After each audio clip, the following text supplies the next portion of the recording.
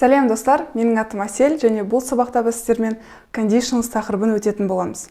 Олай болса, кеттік. Conditionals немесе қазақшасы шартты бағыныңқы сөйлемдер. Сонымен не үшін шартты, не үшін бағыныңқы? Ең алдымен шартты сөйлем деп айтатын себебіміз біздің осы күрделі сөйлемнің ішінде бір сөйлеміміз ол шартты болып келеді. Егер деген сөзбен келеді. Оны біз ағылшын тілінде if clause деп айтамыз. If деген ол егер, ал clause деген ол бізде сөйлем деген сөз. Ал екінші сөйлемі бұл бізде main clause. Main деген сөз ол негізгі сөйлем деген сөз. Яғни бұл жерде көбінесе бір result немесе нәтижені білдіретін бір сөйлем болады. Яғни көріп тұрғандарыңыздай бұл күрделі сөйлем екі жай сөйлемнен тұр. If clause қосылған main clause. Яғни conditionalстың жасалуы осы екі сөйлемнен тұрады. If clause және main clause. Өздеріңіз білетіндей, conditionalстың 5 түрі бар. Zero, first, second, third және mixed. Бұл видеода біз сіздермен zero, first және second'ты үйренеміз. Сонымен zero conditionalдан бастайық. Zero conditional қашанда бір шындықты білдіретін жағдайды көрсетеді. Яғни ол 100% бір факт болуы мүмкін. Немесе бір ережелер, бір инструкция болсын, сондай кезде біз zero conditionalды қолданамыз. Мысал ретінде, if you heat ice, it melts дейді.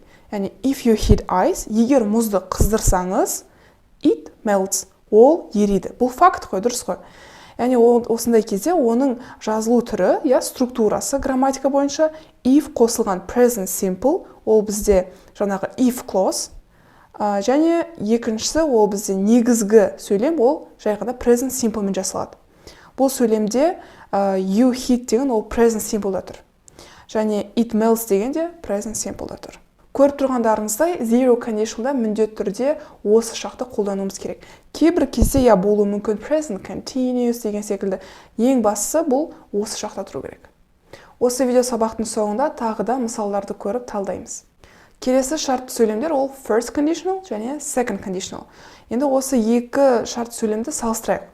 Көріп тұрғандарыңыздай, first conditional болу мүмкін шарт сөйлемдерді көрсетеді, second conditional болу мүмкін емес, яғни unreal, сондай бір сөйлемдерді, сондай шартты сөйлемдерді көрсетеді. Онда болса мысалды қарайық. If he studies hard, he will do well in the exam. Егер ол жақсы оқыса, онда ол емтиханды жазып шығады. Яғни бұл жерде болу мүмкін нәрсе. If he studies hard деген present simple да тұр. If қосылған present simple және he will do well in the exam деген ол will қосылған simple form. Яғни кішкене future simple десек те болады. Will қосылған етістіктің бірінші жағы. He will do well in the exam. Яғни бұл мүмкін болатын нәрсе. Егер мынандай шарт болатын болса, егер жақсы дайындалса, онда ол емтиханды да жақсы тапсырады деген сияқты. Енді қараңыз, бұл жерде біз неге zero conditionalды қолданбаймыз? Мысалы, былай да айтуға болатын еді. If he studies hard, he does well in the exam деп. Олай айта алмайтын себебіміз бұл 100% факт емес. Яғни ол болады кейбір кезде ситуациялар жақсы дайындалғанмен де өтпей қалуы мүмкін, Сол үшін біз бұны 100% бір дәлелденген ретінде айта алмаймыз. Сол үшін бұл болуы мүмкін, яғни келер шақта болуы мүмкін бір сөйлемді айтатын болсақ, сондай бір болуы мүмкін нәтижені айтатын болсақ, сол кезде біз first conditional қолданамыз. Енді салыстырмалы түрде second conditionalды қарайық. Мен дәл сол сөйлемді, бірақ second conditionalды жаздым. Не өзгерді? Қараңыз. If he studied hard, he would do well in the exam.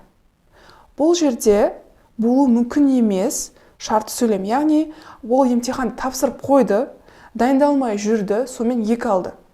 Енді мұғалім немесе оның ата-анасы айтады, егер жақсылап дайындалғанда ол өтермеді, жақсы жазып шығармеді деген сияқты.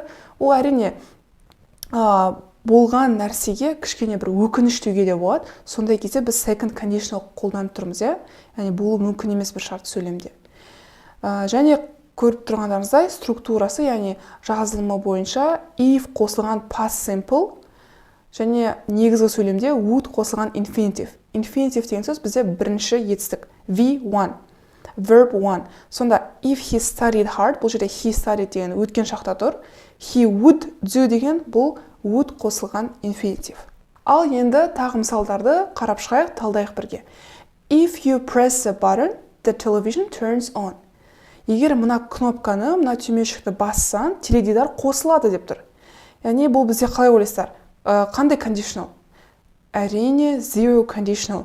Өйткені біріншісі, бұл бізде бір факт нәрсе, 100% мүмкін болатын нәрсе, немесе шындықты білдіретін нәрсе, өйткені бұл бізде ереже, мынаны басқан кезде мынандай болады, бұл инструкция. If you press the button, the television turns on. Бұл бізде zero conditional. Оған қоса, көріп тұрғандарыңыздай жазылымы бізде if қосылған present simple және негізгі сөйлемде present simple да тұр. Сол үшін бұл бізде әрине zero conditional. Келесі сөйлем. He will call if he needs help. Ол саған хабарласады, егер көмек керек болса. Көріп тұрғандарыңыздай бұл жерде негізгі сөйлем алдына кетіп қалды, Ал if деген сөйлем, шарт сөйлем, ол екінші болып келді. Әрине біз осындай conditional сөйлемдерде екеуін ауыстыра беруге болады, екі орынды да.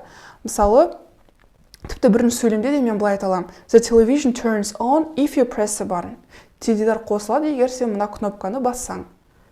Бұл жерде мағына өзгермейді.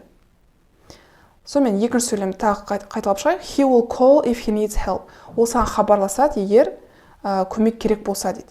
Бұл бізде first conditional. He will call, өткені future қосылған infinitive, яғни will қосылған infinitive.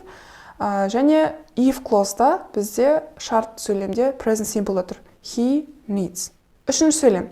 If I were rich, I would spend all my time traveling. Егер мен бай болғанымда, мен бүкіл уақытын бәрін саяхаттаумен өткізетін едім дейді.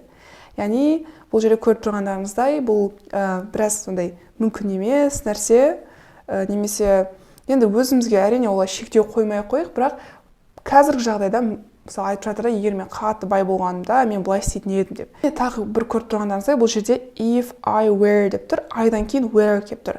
Сіз білесіздер, past simple өткен кезде I was, he, she was деп өттік. Бірақ conditional сөйлемдерде, шарт сөйлемдерде, ағылшын тілінде кейбір кезде осылай айдан кейін were қолданады.